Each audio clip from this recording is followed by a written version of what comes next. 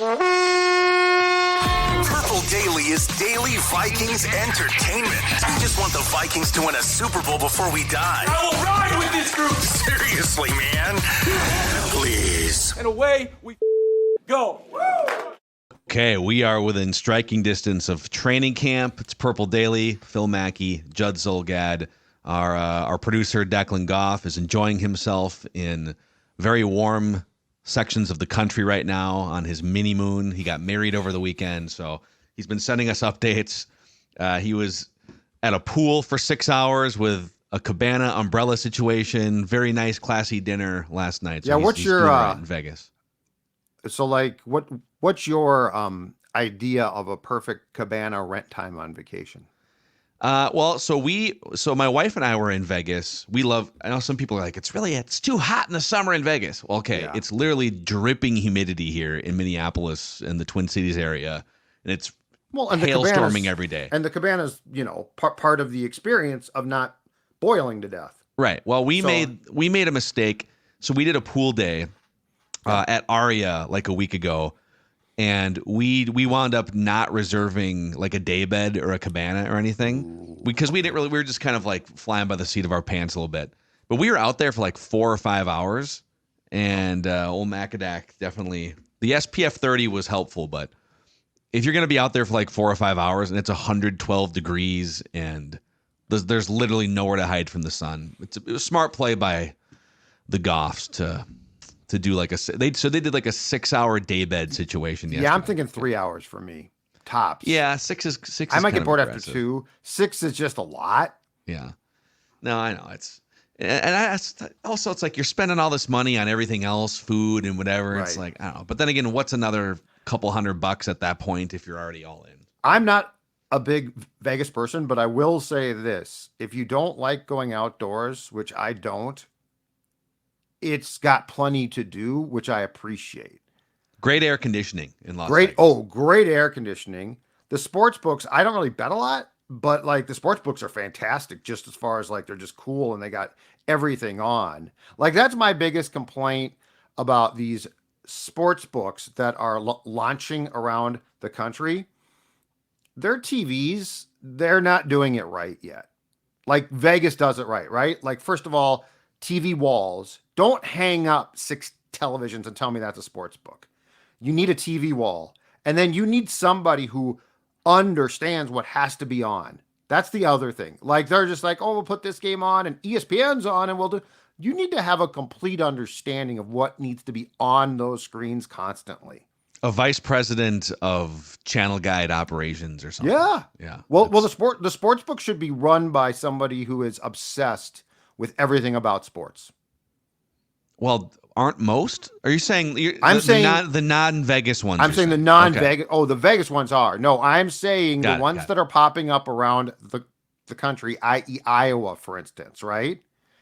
Like I go to one there with Dawn, and she goes and plays slots, and I go to watch games. I don't really bet. And what they have the Kelly Clarkson show on or something. They got I swear to God, they've got like, let's say 10 TVs hanging, right? So first of all, do a wall, like put a wall in of TVs so they're in the wall. But the second thing is like games end, they just leave them on. Like the second a game ends, you got to go. Yeah, you can't have freeform Toy Story 2 on. I exactly. I need a little. I'm not joking. Give me a cricket match or something. Well, you got to have it. It has to be clear that you are 24/7 as long as you're open, at least that you are all over the situation. Yeah, these are fair gripes. We should start a new podcast called Judd Rants about sports bars and sports books. I'm just saying, if you want to do it right, like don't call yourself a sports bar or sports book and then be like, well, we're sorry, the game came to an end. Here's an infomercial about buying 24 pots and paying. I can tell you a place that always has the right game on is Red Cow. There's a bunch of Red Cow locations in and around the Twin Cities, 5 in the Twin Cities, 1 in Rochester, Minnesota. And in addition to incredible food, the double barrel burger, the 60-40 burger, wings, cheese curds to die for, house-breaded chicken tenders, 36 beers on tap, many of them local brews and craft cocktails. You can belly up to the bar where there's a lineup of TVs for the best view. I've never been to a Red Cow, and I'll go to the Uptown one. We'll go to the North Loop one. Never been there where there's like an important Minnesota sports game on where they didn't have the game on. You didn't have to ask anyone. They know what they're doing at Red Cow. 6 locations, 5 in the Twin Cities, 1 in Rochester. Check them out. Red Cow, we appreciate them also hosting our Purple Over Beers series that you've seen a few episodes of these last few weeks. So, okay. The Vikings like to make trades in the weeks leading up to the season. And they'll get frisky, at the deadline.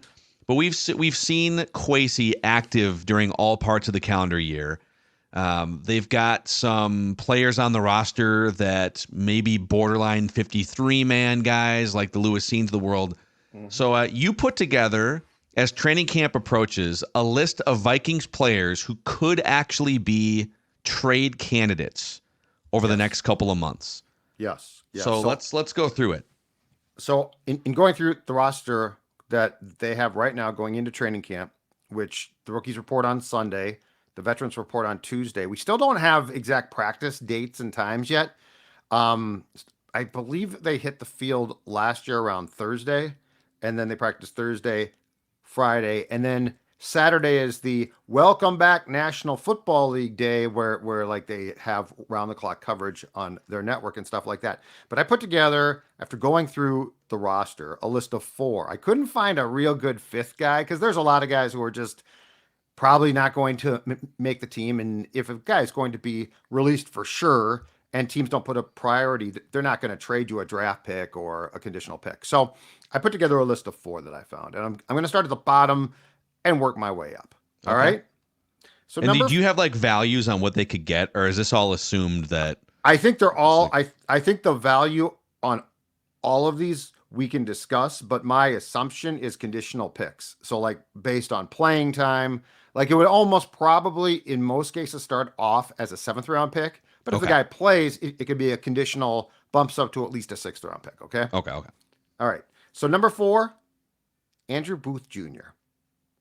Now, if you look at the cornerback position, I think there's a few things here. One is it's going to be next to impossible, in my opinion, for him to start. 2 is I don't think he fits what Brian Flores wants to do, which is a fundamental problem. It doesn't even make him bad. Like I personally, I mean, he's been a disappointment, but that's also based on the coaches not playing him as much. He is of course, 2nd round pick from that much discussed and now maligned 2022 draft class. He is behind opening camp Byron Murphy Jr., Shaquille Griffin, Mekhi Blackman, and Caleb Evans. And I think that the 3 who are going to start the season playing the most are Griffin, Blackman, and Murphy. He carries a cap hit, because this, of course, is important just for housekeeping. Carries a cap hit of $2.3 million this season, but the dead cap hit would be $805,000 with a cap savings of $1.5 million if you were to trade him. It's going to be the 3rd year of his contract. I think if he has a decent training camp, I think if he, let's say, plays in the preseason games and shows something, I don't think that means he fits in with what Flores wants to do. This would be a guy that I could see a team saying, you know what, he might get released, but we like him and we would prefer to get him now, 2 years left on his contract. So I'm starting to go off with Andrew Booth Jr. as a trade candidate, not for a lot, but at least maybe something. Yeah, and usually the trades that the Vikings have been making, Kwesi loves to go grab the former 1st, 2nd round picks that he feels like he can, or Kevin O'Connell can squeeze some juice out of. And this would be the opposite. So there's got to be some other teams and general managers that also had Andrew Booth Jr. as like a 1st, 2nd, 3rd round grade.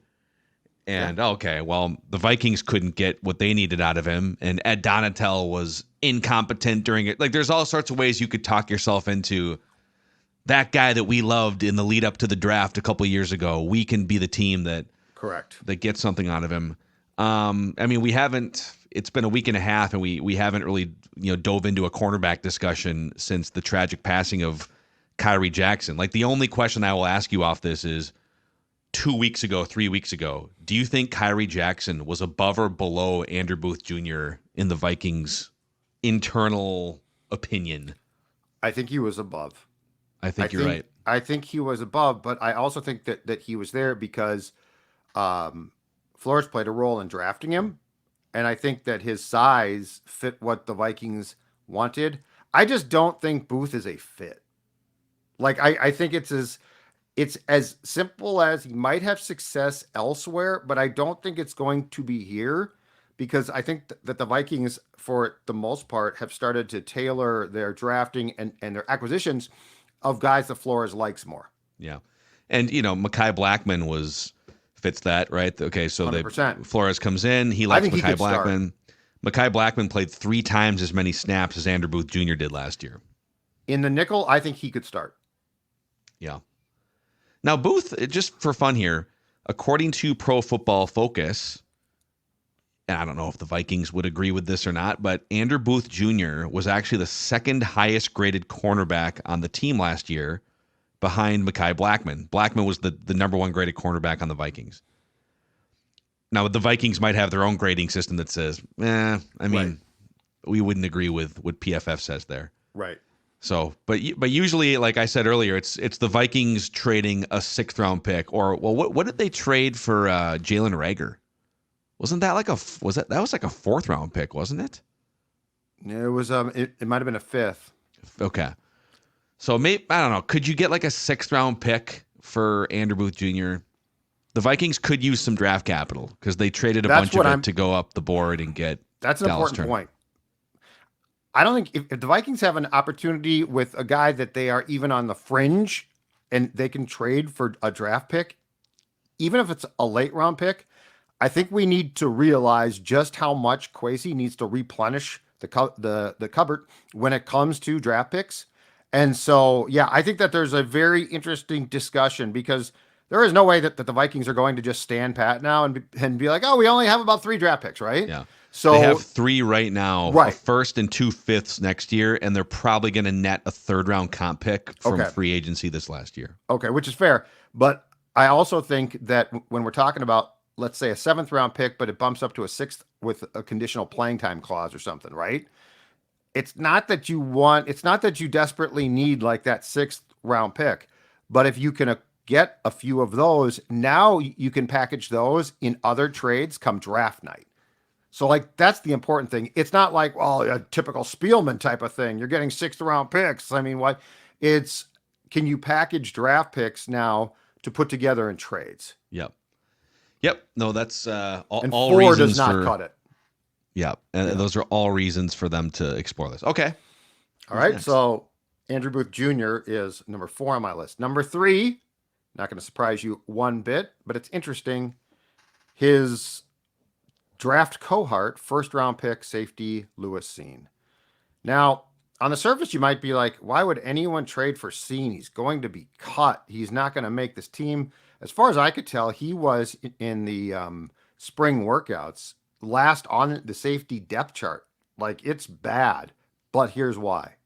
One, again, you're going to give him a chance in preseason games to show that he's improved or that he can play.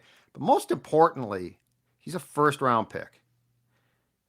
To your Booth point, if you're going to say that about Booth, there's a fighting chance that a few teams say, Lewis Cine has been horribly misused, right? The Vikings basically didn't play him. He got hurt. And there's going to be teams that say, well, he got hurt. He fractured his leg. And then he's put into a defense to which he clearly now does not fit.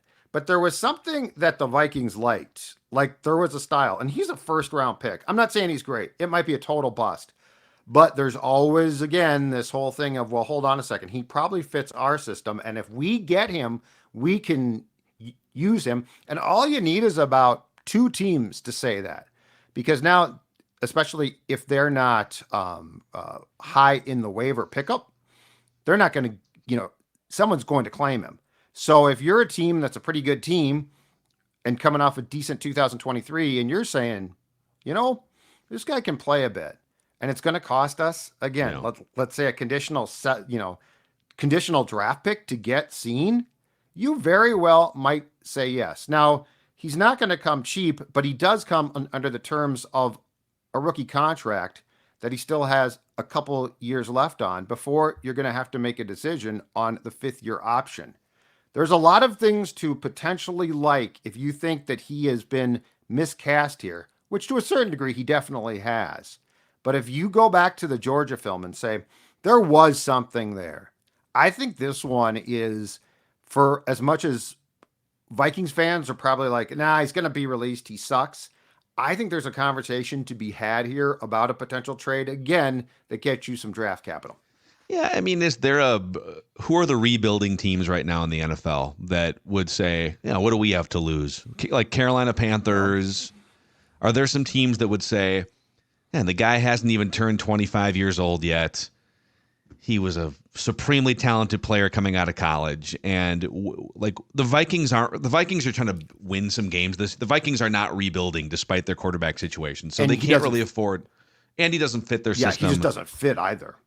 It's like I would say the Vikings are kind of the bottom of the rung in terms of teams that would potentially experiment with a Lewis Cine on defense. But the crazy thing is, if you're another team, he's only played 10 career defensive snaps. He has 1 tackle in his career. I know. To this point, he's played special teams a little bit, not a whole lot. But if you're another team, even if he plays in the preseason and does some stuff, I don't know that you can justify giving up draft capital for a guy that has essentially not played and broke his leg in a gruesome injury, less than 2 years ago. Yeah, I think there's 2 things here. One is, if you go back to the college film, if there was enough there with his style, I think that's important, because that's what you would basically have to grade your defensive analysis off of. The other thing is, of course, if he gets traded, he has to pass a physical, because I think the leg is still a question mark, right? Mm-hmm. He claimed by last spring, he said, I'm fine. I can play. I'm fine. So that was not an excuse. But if you're a team that's going to give up, let's say, a 6th-round pick, you're going to want some assurances. And he does have to pass the physical to be traded. So it's not like, hey, suckers. Besides bad teams, here's my one question too. If you are a smart team and a good team, and you think that you play a style that this kid could fit into, what's your interest then? So, because there are smart teams that can say, hey, the Flores system doesn't fit him, blah, blah, blah. I'm not saying that this is assured, but I do think it's more of a conversation than some think. As far as the financials go, this is important too. If the Vikings cut him, which I think if they can't trade him, they might, but they will carry a $5.4 million dead cap hit. If he's traded, that is 1.4. So it does behoove you. It does behoove you, if you're crazy, to move him if he's not going to play. And the other problem is he needs to play on defense, because I don't think he's a good special teams guy, which is a strike against him. But you would need to be convinced that he can actually play safety for your team. I would do this if I were Kwesi.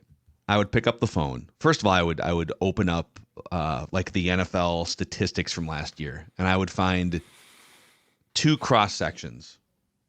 Pattern or line number 1, I guess, if this was like a graph. Oh, you're doing a graph? You're doing a chart? It'd be like, I would chart this if I were Kwesi. I would say, who are the worst defenses in the NFL?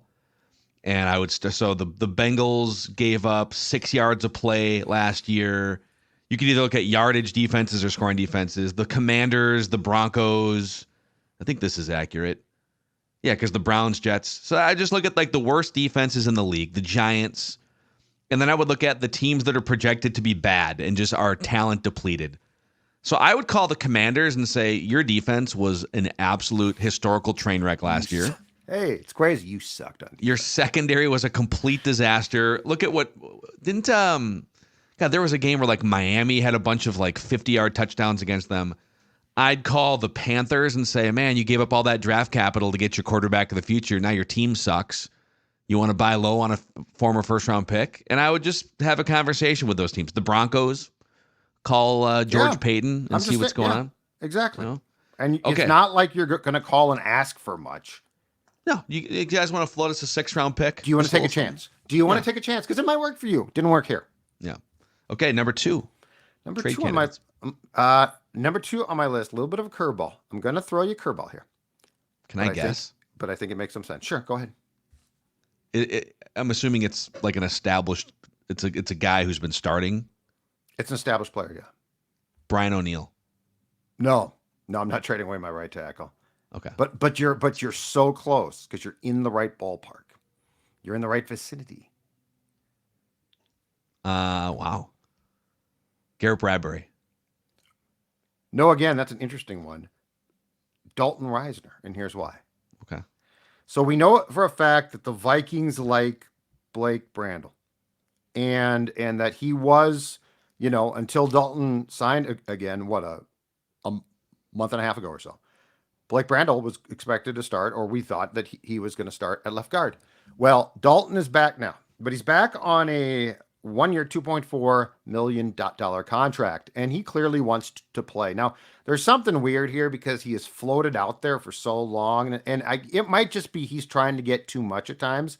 Well, in this case, as Doogie reported in one of our scoop sessions, Dalton basically just took what the Vikings offered at the end of the day because he couldn't get what he wanted. But let me paint a picture for you, a training camp scenario, and see what you think of this.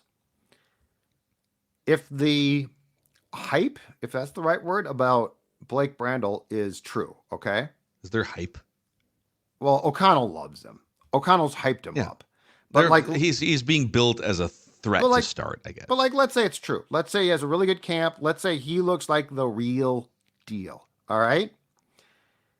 You signed a guy, a veteran, to be your backup center, but he has more experience at guard by the name of Dan Feeney, who was with the Bears last year and has started 65 games over a 7-year career. He's played in more than 100 games, so he's got a lot of experience. If Brandel proves that he can start, like if he looks good, do you potentially move off of Dalton? And again, this would be a desperate team. Let's say their guard went down. But I'll never forget, the Vikings actually got something, if you recall, Phil, 2 years ago, a guy by the name of Mason Cole, who I didn't even like much. Didn't he become, he's been starting games. And he went to Pittsburgh and played and started some games. But my point is, for those of you right now who are like, oh, sports dad, shut up. Dalton, right? You're not going to, what would you get for him, right? Well, I think the pushback to this would be teams could have had him for $3 million a month ago. And are we going to go from a team saying, I don't want to pay $3 million, but I will give up a sixth? Would you rather give $3 million or a 6th-round pick? I'd rather just pay the guy. Well, I agree, but if in the heat of training camp, your left guard's leg snaps, your starting left guard's leg gets snapped in two, guess what? The desperation that you didn't feel in June is very different in August. Yeah. So that's the point. You would need to find a team that is panicked. That is like, oh my God, our guard's down. What should we do? If Brandel is good enough that he can start here, and Dalton can, again, nab you a 6th-round pick. These trade ideas are not, let's get a couple of good players. Yeah. It's literally like a 6th-round pick. And Feeney can step in at center or guard. Great versatility to have. Dalton Risner being moved. Just a thought. Yeah, I think you also have to weigh, if you're the Vikings, how much do you like or not your depth behind the guards that are battling. If you really don't have faith, if you have 6 guys you feel comfortable playing and everyone else after that is like, break glass in case of emergency, then is it worth getting a 6th-round pick? And again, I just feel like if teams wanted Dalton Risner, and you're right, desperation could alter plans. But if teams wanted Dalton Risner, they could have had him for like $3 or $4 million. The Vikings signed him for nothing. I agree. But when the Vikings actually got a return for Mason Cole, my opinions changed. Like, I wasn't impressed at all, and I thought, he's gone, right? Well, he was gone. They traded him. Yeah. So that's fair. Okay. And then number one. And then number one is a guy that we've discussed before as a trade candidate in training camp. And I know that the going theory right now is this, and I don't even disagree right now as we sit here in July before camp starts. Sam Darnold is your starting quarterback. Nick Mullins is behind him, and JJ McCarthy is going to be eased along, rocked to sleep, read a story before the baby quarterback can fly the nest in 2025. But, the one thing we're not talking about enough, and they're credible reports, is that there is sort of a checklist, right? McCarthy has a checklist. O'Connell's made that very clear, and I don't doubt he's telling the truth. It's not something that you would lie about. But if McCarthy gets in there in practice and starts to look like, okay, you know what? Check this one off. Now that one. I'm not saying he starts. I don't think he starts week 1 under any circumstance. Do I think that he could graduate to being the backup quickly? Absolutely.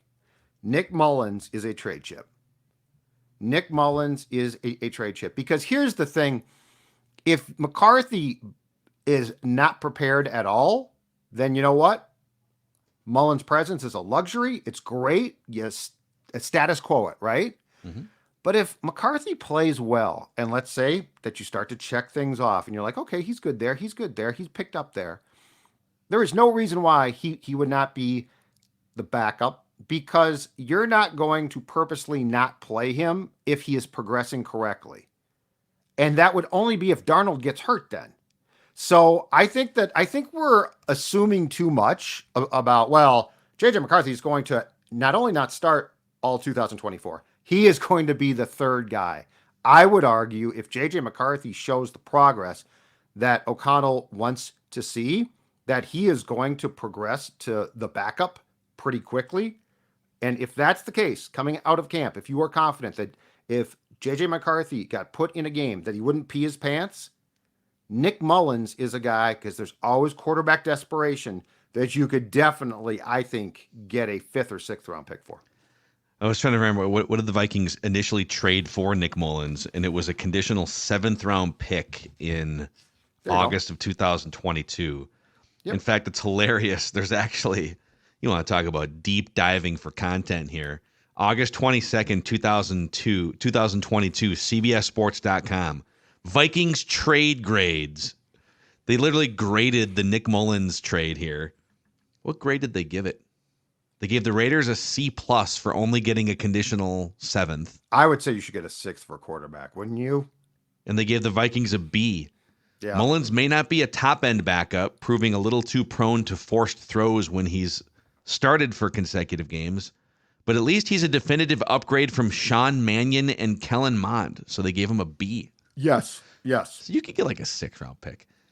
By the way, Randy Moss was on the Kay Adams show. Yep. And he said, I don't care if he's ready or not. He needs to play starting in week 1. Yeah, I totally disagree with him there. But yeah, because he's get his ass out there. Well, and he had the old, well, in my day, the top 3 picks played immediately for sure. There was no question about it. Did they? I don't even know. And I disagree completely. Dude, Dante Culpepper sat for a year. Well, he said the top 3 picks, I think. So he's saying like the top of the draft, which I don't know how that involves McCarthy, because he's not at the top of the draft. But I mean, I could not disagree more. I think the Vikings plan is solid here. I agree.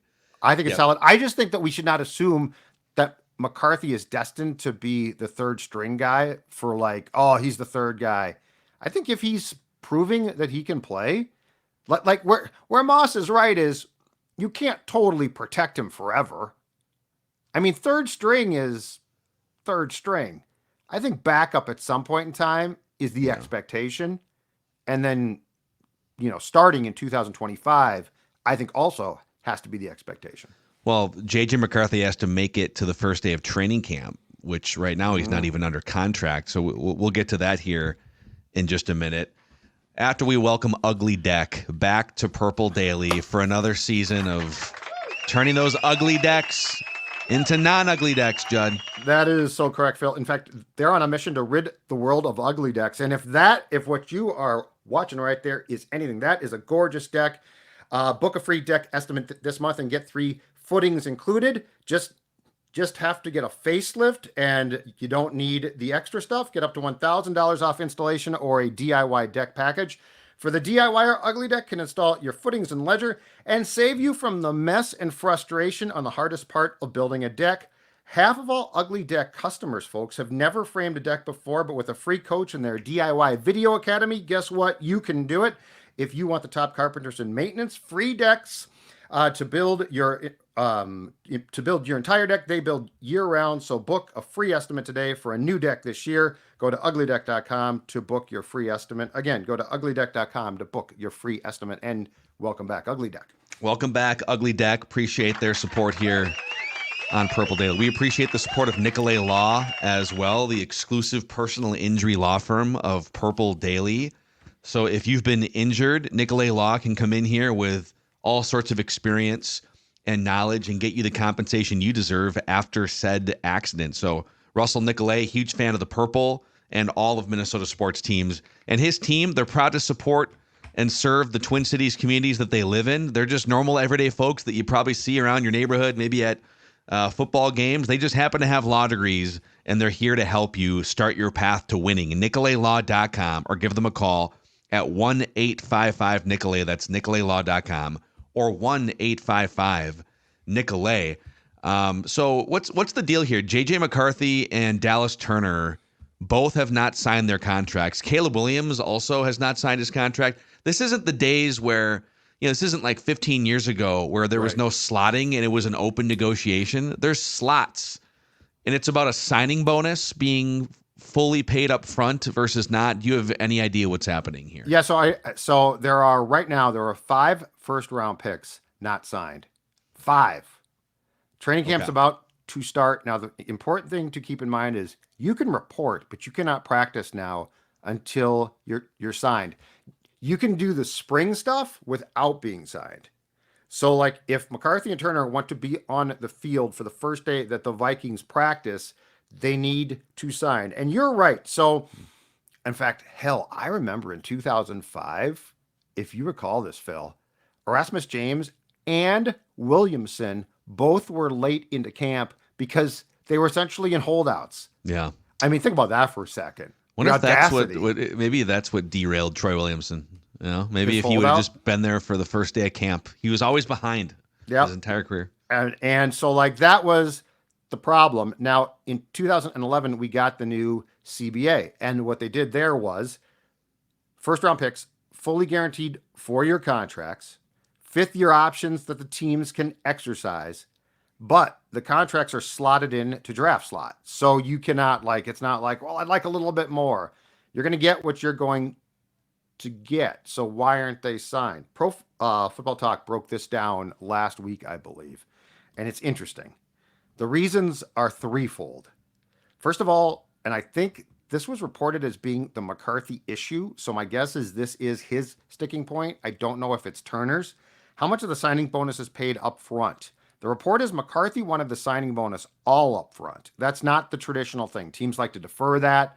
I think they defer the cash payments of the signing bonus. So yeah. So and the difference here is, I think quarterbacks a lot of times actually do get this. So I think McCarthy's like, hey, let's get in line with what a quarterback gets. And the Vikings are like, well, we've never drafted a quarterback top 10, so we'd prefer not to start this now.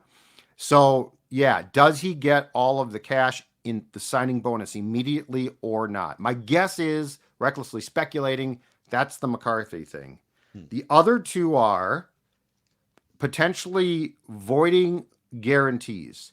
So if Dallas Turner or McCarthy get in trouble or something goes awry and the team feels that it has a right to say, hey, we're not going to pay you all of the guarantees in your rookie contract because of X, Y, and Z, they need to have that predetermined. Otherwise, they have to pay the entire thing. So now I'm guessing in both cases, that's not the problem, because I don't know that there have been any stories about these kids being in trouble. Like this would literally be something that went really, really wrong, not just the player not being good. Yeah. The third thing is very possibly the Turner, maybe McCarthy sticking point as well. The third thing is, if a player is released with guarantees still on his contract, the team that he is going to probably sign with now, he's going to also get paid by them. So the team that releases you doesn't want to be on the hook as well. So the player gets to double language. dip. Offset language. So the player wants, hey, I'd like to get what the Vikings owe me. And let's say you go to the Chargers. You owe me too. This is great. I got released and I'm making more. The team's like, no. So my guess, the end of the day here is it's very possible the McCarthy thing is just based on when's he going to get his signing bonus money. With Turner, I wouldn't be surprised if it's potential offset language in which the Vikings would get to keep the money if he washes out here and goes elsewhere. As a former lead Vikings beat writer for the Star Tribune, an agent right now, I'm exhausted from this. Yeah, I was trying to ask Jeremiah Searles about some of this, and my eyes glazed over. He did mention offset languages sometimes a thing. You sort of speculated. That's often the thing. I think in McCarthy's case, it might be the signing bonus. Do you think there's a chance McCarthy does not show up to training camp right away? They'll get this resolved. They'll get this resolved. Yeah, they're not on the field, so they can show up for camp. They just can't practice. My guess is this gets resolved at some point before they take the field. Again, I've not seen the schedule yet. I'm willing to bet the first time on the field will be Wednesday or Thursday. So a week from potentially. Yeah. So tomorrow.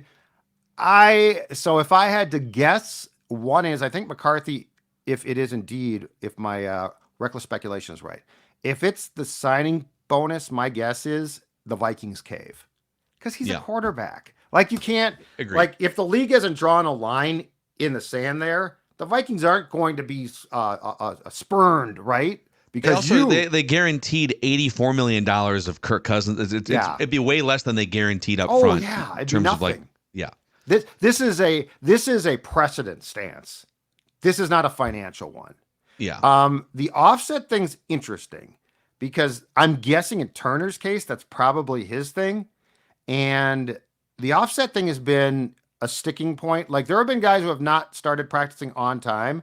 I'm guessing both get done, but it's interesting.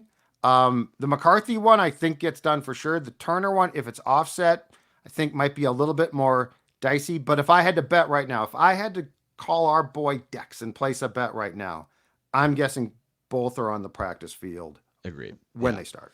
So by the way, I have some breaking Vikings news to get to here. Not like nothing with the current roster necessarily, but something interesting. Okay. So we'll get to that here in a second. But we're trying to map out sort of our shows leading up to training camp. So we're waiting on the practice schedule, like you said. But Judd's camp notes are ready to rock. Whenever they send that schedule out, Judd's camp notes will be a near daily feature, maybe starting next Wednesday or Thursday. So prepare yourselves. Is that a fresh reporter's notebook right there? Oh, I've got several of them. New pen? I've got it. That's fresh. Yeah, I just bought the pens. Oh, let's go. I bought a package of these pens. They're very nice. I'll be out there with you for several days too, so you'll get some Phil's camp observations, notes. Judd's camp notes. But I'm thinking Monday and Tuesday, because we got to do a 53-man roster projection before camp. So I'm thinking like maybe Monday is the 53-man projection. And then Tuesday, so we used to do 10 years ago on the old radio show, 1500 ESPN, we invented the Mr. Mankato competition. Yep. And that's when training camp was still in Mankato, obviously. And I believe Adam Thielen was the first ever. We gave some retroactive awards out to like Marcus McCauley from 2007 and some other guys. But Thielen was the first active player to win Mr. Mankato, and he came on the show and accepted a styrofoam cooler from, and then left. Was it a Quick Trip up the street? I'm pretty sure. Yeah. He did leave it. I think he took the Funyuns, but then he like. Oh, did he take the Funyuns? Okay, pretty sure. Fair enough. As anyone should take the Funyuns, but once they moved to Egan, and we never it kind of fizzled, and our radio show turned into a podcast, and so like I feel like the Mr. Mankato thing has fallen by the wayside the last couple of years. Yeah, I agree. I think on Tuesday next week we should do a Mr. Mankato draft on this show. Okay. And if you guys want to rename it to like Mr. Egan, just to be up with the times. So well, but yes. But like the further we get away from the Mankato days of Vikings camp, just like the more antiquated the concept. Well, yeah. But like the spirit of it is we would look to identify under the radar performers at training camp and preseason. Who are the ones that are So it was always third round picks or later or non-established NFL players, the Theo Jacksons of the world, that put on a show during training camp practices. And then we would have a committee that would award Mr. Mankato for the most impressive under the radar performer. I think we should bring it back, and the three of us, you, me, Declan, we should draft our own teams on Tuesday next week. Absolutely. Okay. Absolutely. Plenty of good candidates. Mr. Egan? Let's think on that. Let's noodle on it. The Egan Everyman. That was Royce's. That one time. That was Royce's suggestion years ago. Yeah. Gotta rename it the Egan Everyman. So I don't know. Well, yeah, and if you guys have thoughts on what we should table call that it, and get back to it. We'll circle back. We'll put a pin in that. Yes, exactly right. Let's break for lunch. Speaking of pins, the 3M Open is coming to town. Pin seekers like Sahith Theegala, Lee Hodges, former champion. He was the 2023 winner. Defending champ Lee Hodges, yeah. Tony Finau. So 3mopen.com. By the way, the event, it's the week of July 22nd. So it's the last full week in July is the 3M Open. Some of the best golfers in the world. And they've got all sorts of different ticket options at 3mopen.com. They've just got fan passes if you want to just get an individual grounds pass, all the way up to, and I don't know if there's any available, but it is on their website, private cabins, loge suites. So all sorts of fun ways to watch some of the best golfers in the world. 3mopen.com for tickets. Nice. Federated Insurance is also a great supporter of Purple Daily. We appreciate them. If you're a business owner out there, do you have a game plan to stay focused on safety and preventing claims? Do you have a great offensive line for your business? Well, that's where Federated comes in by offering a customizable lineup of industry-specific coverages and risk management services to help you continue your winning streak as a business owner. At Federated Mutual Insurance Company, it's our business to protect yours. You can find out more at federatedinsurance.com. So, okay, some breaking Vikings news here. This is kind of fun. The Vikings just announced, as we were recording Purple Daily here, the next Ring of Honor inductee. Have you seen this yet, Judd? I'm looking at it right now. I'm looking at the press release right now. I was reading the press release. One of the great cornerbacks in franchise history, a pillar name from the Purple People Eater defenses. Yep. Bobby Bryant will be inducted into the 2024 Minnesota Vikings Ring of Honor. Second all-time in franchise history in interceptions, 51 career interceptions, trailing only Paul Krause, legendary Viking safety.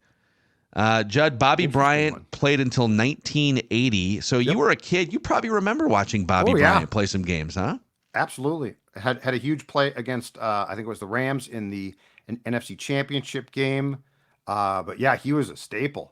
I'm actually now, in retrospect, surprised he wasn't in. Including playoffs, he is the Vikings leader in interceptions above Paul Krause, by the way. I'm surprised. Like, and it's weird because he's not one that came to mind, but when you see what he accomplished as a Viking, definitely deserves it. And kudos to them for going way back. Like, that's all. I mean, this is in some ways, I guess, in their minds, rectifying a mistake because they put in a lot of current players, or more modern day players. So kudos. But this is definitely well earned. And now hopefully in the next couple of years, they will put Anthony Carter in because he deserves it too, as far as going back in time. Yeah. Antoine Winfield at some point. I mean, we're not going as far back there, but there's a and like Dex said, Greenway as well. Chad Greenway is going to get some consideration. Go in. I think he goes in. Don't you?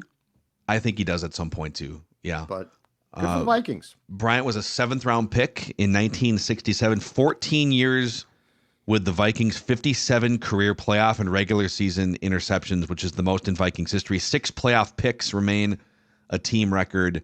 And despite missing his rookie season in 1967 and playing just one game in 1974, his 160 regular season games played is second among Vikings cornerbacks, trailing only... Who's the cornerback who's played the most games for the Vikings? He came along after Bobby Bryant. Yeah. Carl Lee. Oh, really? Okay, Carl I wouldn't Lee. have got that. Oh, and here's the play I was talking about. Bryant scored on a 90-yard blocked field goal return in the playoffs against the Rams in 1976, which is the longest playoff touchdown scored in team history. Wow. That's the one I was talking about. So there you go. He's tied for the most career interception return touchdowns in Vikings history with 4. Harrison Smith has 4. Another guy that will eventually be in the Ring of Honor. Well, Harrison Smith might be in Canton someday as well. Yep. So congratulations to Bobby Bryant, Minnesota Vikings legendary cornerback, and he will now be the 28th member of the Vikings Ring of Honor. And before we go then, this allows us to remind the Vikings it's time to take 84 out of the rotation and retire the number. The Ring of Honor is not good enough there. I know numbers are limited, and you got 90-man off-season rosters. It's tough, but I'm not asking you to retire 3 or 4 numbers. I'm saying Randy Moss changed the game, and the fact that his number is not retired, in my opinion, is ridiculous. He turned your franchise around. Yeah, I mean, it's how many numbers are retired? The Vikings. We've looked this up before. Was it Tarkington, Eller? I mean, I can find it real quick. It's a small amount, but that's even more. I just want to make sure that some of the other, because there have been more impactful Vikings in terms of like impacting winning with the Vikings. I want to make sure those purple people eaters are taken care of first. Vikings retired number. Fran Tarkenton. Oh yeah, Tark's retired. Fran Tarkenton's 10. Mick Tinglehoff's 53. Jim Marshall's 70. Corey Stringer, God rest his soul, 77. Alan Page, 88. Chris Carter, 80. So wait, did you say Carl Eller? Seeing if I retired numbers. Here we go. I just want to make sure I got them all because that was just a partial list. Like, I feel like Carl Eller should be retired before Randy Moss. One of the best edge rushers in the 1970s, 4 Super Bowls. All due respect to Randy Moss. He did change the game. No, it looks like deep threat. Tinglehoff, Marshall, Stringer, Carter, Page. Well, Tarkington's retired. This is ridiculous. Why can't I just find a freaking, pardon my French, I want to sit here and just watch you get pissed at the internet. What are you Googling? I just retired. Vikings retired numbers. Is that not good enough? Can't get a full list? Doesn't their website have a full Well, I'm sure their website does. I just thought it'd be simpler to hit in Vikings retired numbers. Yeah, Tarkington, Tinglehoff, Marshall, Stringer, Carter, and Page. The first one that I read was right. Oh man, I don't know. Okay. Well, we can debate it for I still think another Moss day. should be retired. But you know what? Players can wear now. Receivers can wear whatever the hell they want. So it's not like. Can you wear 00? Is 00 allowed? It isn't in NBA Summer League. Terrence Shannon Jr. is wearing the 00. Yeah. And 0 is now Ivan Pace Jr., right? For the Vikes? Yeah, I think you're right about that. Because Davenport is, after that one spectacular year being hurt all year, he's gone.